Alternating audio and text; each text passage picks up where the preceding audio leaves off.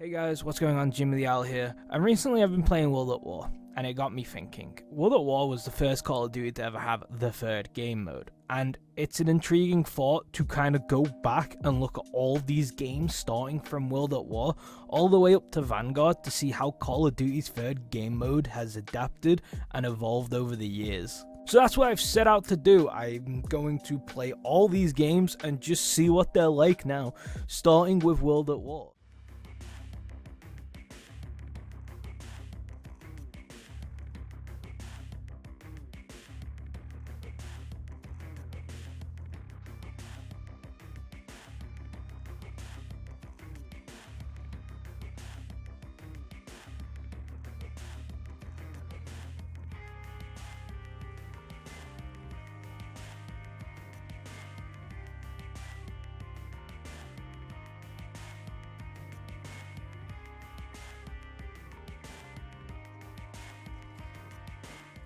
My thought process for this video is very simple.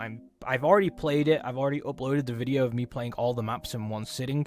I played from Natch to Darius, and I'm just going to give my thoughts and feelings on each map, then as the game as a whole, and then if I would recommend you going back and trying this, or if you could just skip it and go to the next one. So without further ado, let's just start with Natch and Toten, the first map that you can ever play for the third game mode experience. And to be honest, it's kind of what you would think as a first of anything. It's bare bones, it's small, it's just an idea, but it's an idea that works, and I really do enjoy Natch for what it is. Just a small map, 3 doors, not many weapons, just kind of sit down, bunker down and survive. Would you be playing this map consistently? No. When it originally launched, people did, but like nowadays the kind of idea of how zombies works has changed so much that there's not enough replay value here. Realistically, you're never going back to play Natch like consistently. It's still a good map, and I still think there's stuff to do in it. I just don't think it holds very well. It's a good first of something, like it's a good first ever zombies map, don't get me wrong, but as a whole, it's just a bland generic survival map that just started out. The struggle with Natch is it's a very small map, and there's not really much to do, so there's not really much to say. It does the survival horror aspect really well, and except from that, it's just what it says on the tin, just a survival mode, and it does it well. Then from there, Verrückt was released with map pack 1, and I think Verrückt doesn't get enough praise in my mind. But looking back at it now, it doesn't get the praise it deserves, as it added some of the most like iconic things that zombies would need in a map to be considered a zombies map. Added the power switch, added traps, and it added Perca-Cola machines. Those are some key elements that if they're not in a map nowadays, we consider that map a step back, not a step forward. Verrückt for me also is the last time zombies takes on that survival like trapped enclosed element. Every map after this would be more open, and you didn't feel as confined in this space and trapped anymore. You felt more open to move around, and the weapons felt stronger. The perk machines were better. Pack-a-Punch eventually came into the mix. Verrückt for me is the last staple, like true, I'm stuck in this world, and I can hear them coming from every direction. I am trapped, and I don't know how to deal with the situation. Verrückt for me is generally a map that just doesn't get the praise it deserves for adding in the innovation, as well as it being the last time they really ever do a survival map in this kind of I'm trapped and I don't know how to, like, they're coming from every angle, I'm pretty screwed, there's just no way out for me, with all the screaming of like the inmates and the zombies just sound like they're coming from every direction. You are pinned down and there's no way out. Zombies kind of loses that as it progresses, I feel like. So Verrückt for me is the last map that gives you that feeling, and like I said, it just gives you all the perk machines and stuff like that. It's generally a really good map, and I could see you getting some good replay value out of it. Shine to me is the Call of Duty World at War map that has the least innovation, but still does stuff differently from the rest. It doesn't change much up. It doesn't add any new perk machines. It doesn't really add anything new to the scene. The only new thing it adds is it adds the Flogger trap, and it adds the newest wonder weapon, which be the Wunderwaffe.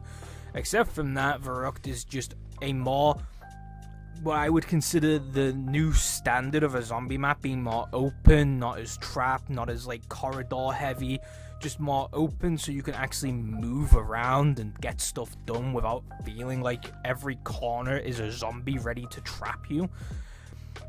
The only problem I have with Shananuma is the perk machines gimmick where the huts will give you a random perk machine. That shit, to this day, I don't know how that was received when it was released. I don't know if that was innovative and changed, made every fucking run different. To me, it just annoys me. I don't want that, like, randomness. Randomness, to an extent, can ruin a map, and we'll get into this when we get to Black Ops 2. I think Black Ops 2 has good key examples where randomness completely dogs a map. But in Shananuma's case, I don't think it dogs it. I think it just pulls it down, but not to a point where you wouldn't play it. It definitely throws it for a loop for World at War, especially. Just seeming with the fact that you have 4 perks, 4 huts, 1 perk on solo play does nothing. Quick Revive only helps you revive quicker, doesn't give you an extra revive on solo play, and I'm pretty sure from what I looked up, it also doesn't give you faster health regen. So you have a 1 in 4 chance in solo play to get a perk that does nothing. Straight out the gate, first cut you open. That's not good. That is bad design as a solo player perspective. It doesn't help the player. It doesn't do anything. If anything, you just lose like 1,250 points for opening a door trying to get Juggernaut. Like I said, it doesn't destroy the map. It doesn't ruin it. It just kind of lowers the quality of it. But the Flogger, the Zipline, the Wunderwaffe, and the more open space and the swamp aesthetic really pull the map together. So that I would say playing this map is fun, enjoyable, and I do love it when I play it. Again, I played all these maps poorly and terribly, so like I have gone back and played them, I just haven't recorded it. I've got higher rounds since then, but that one video I played really poorly. I just want to make that clear, but I did enjoy every map. There wasn't a single map I didn't enjoy. But yeah, Shananuma does stand out as better than Varrock, and definitely better than Natch. And finally, you would go to Darius. Darius was probably the best World at War map to me, if it wasn't so fucking buggy. The map is really buggy. Wunderwaffe will get rid of your Juggernaut. You'll get stuck on doorways, stairs, traps. There's like loads of little gaps that you'll just get stuck on while moving, and it kind of ruins the flow of the map. If I'm not wrong, and please do correct me if I'm wrong, high rounders won't play on this version of Darius simply because of how buggy it is, and the other versions are just much better to play for high rounding. Casually, you just pick whichever one you feel more comfortable with, but the bugs and stuff do make it so it's just a lot less fun to play on World at War, obviously. But Darius did do a lot of new things and brought a lot of new things to the table. The first map to have the Bowie knife, the first map to have Pack-a-Punch, a staple in the Call of Duty series that would go through multiple changes to try and evolve it. Because this was the big evolving moment. This was the big innovation in zombies, and it's probably been the biggest innovation they've ever brought in that has stuck and been generally widely accepted as a good mechanic that shouldn't be fucked with too much. And they still try and evolve it to this day, as it's one of the key components of zombies now. Pack-a-Punch is, when you think zombies, you think Pack-a-Punch. It's just one of those things that has become synonymous with the franchise. So to lightly play this down as something not big is kind of you'd be fucking mental to say that. Darius is probably one of the big crucial turning points in zombies history. If they never had Pack-a-Punch, it definitely wouldn't have got as far as it did today. And another thing that Darius innovated and added was not just a wonder weapon, but a wonder weapon grenade. Monkey bombs was the first kind of like wonder thing that you could have equipped as your secondary grenade, and they made loads more after that, from Gersh devices to Little Arnie's as a mimic of the monkey bomb, all the way up to Russian dolls and stuff like that. Also, Darius gave you the first kind of proper Easter egg. I wouldn't consider it like the big one, but like it was still one of the proper Easter eggs you could do that like give you a little poke and nod in a direction, give you some voice lines and stuff. Instead of just being music or a dialogue like voice recorder, there was like steps you had to do. It was the first proper two-step Easter egg where you had to follow it in a certain order. So there is innovated in loads of ways, and I generally do believe it is the best map on Call of Duty World at War. Obviously, Darius isn't without its problems. It does have all its bugs that hold it back, but overall, Darius is the essential baseline for a zombies map. Ever since Darius got launched, that was your baseline. Like, you didn't drop below this. If you went below this, you were going backwards. Perk machines, pack-a-punch, wonder weapons, wonder grenades, you know, you name it, it needed all these elements to make it a good zombies map. This was your baseline now. So the overall package, I will admit, is pretty fucking decent. World at War has a good selection of maps that only get better by each and every edition. The problem is it's on World at War, and I hate to say that, but World at War does not hold the test of time. It still looks nice, but the mechanical movement and the glue on the zombies that makes you stagger step and stick to them just completely ruins the pace of the game, and no other game has this kind of mechanical like movement or system in it. So you have to kind of like relearn a whole different game just to play a couple of zombies map, knowing that these maps are on Black Ops 1 if you want like the original feeling, or Black Ops 3 if you want like an enhanced version. It doesn't make a lot of sense to go back to World at War to play these maps. It really doesn't. You might as well just play the newer, more up-to-date versions. Now, I don't want to get it mistaken. World at War isn't a bad game, and it still holds up decently, as long as you just want to play the campaign or multiplayer. To me, zombies is just not there, held together anymore.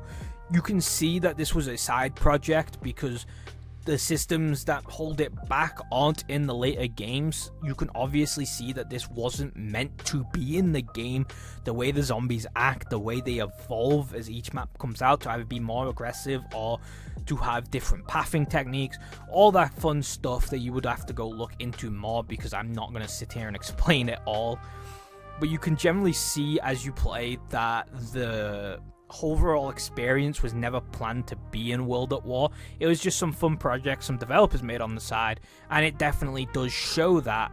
Sadly, because it shows, it just doesn't hold up. Like, why play this version unless you want to feel the authentic way these maps were meant to be played? I don't really recommend playing the World at War versions, but I think that's just how my brain kind of connects these dots when I can play a Black Ops 1 version and not have the annoying stickiness, the crappy movement, or anything in between those problems. Especially if you're going to play on Darius, where it's just a buggy mess, so you might as well just play the other versions anyway. But just remember, this is just my opinion. This is the whole point of this series, is just for me to go back and play these old games, or these old Call of Duty games, and see how these third game modes stack up today for me, right? It's my personal opinion that World at War maps get better with each and every one. It might not be what you agree with. You might think that Shadow Numa is much better than Darius, so on and so forth. Everyone's allowed their opinions, and I would like to see what you guys think in the comments below. I'm pretty sure next up is Modern Warfare 2, because I'm pretty sure Modern Warfare 2 has Spec Ops mode, which is counted as a third game mode, so that's going to be interesting and fun. If I had to do a quick summary on this, it would pretty much be World at War was a solid start for the Zombies franchise and the third game mode franchise as a whole. From Natch to Varrock to Shadow Numa to Darius, got better with each and every map. It holds up, the whole game holds up for the most part, with one or two problems that make it just a little bit too much, especially with the maps being on other games that have the same movement as the other games, that it makes it just a little bit easier to do those ones if you want to play the maps. I only recommend World at War if you want to get the authentic experience of what it would have been like to play these maps on launch, or just how they were meant to be played in the first place.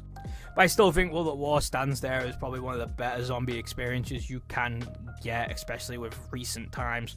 But anyway, I feel like I've explained myself enough. Next up on the chopping block is Modern Warfare 2. I can't wait to play all the Spec Ops missions in one sitting. That's going to be fun. Thank you guys for watching. I'll see you guys next time.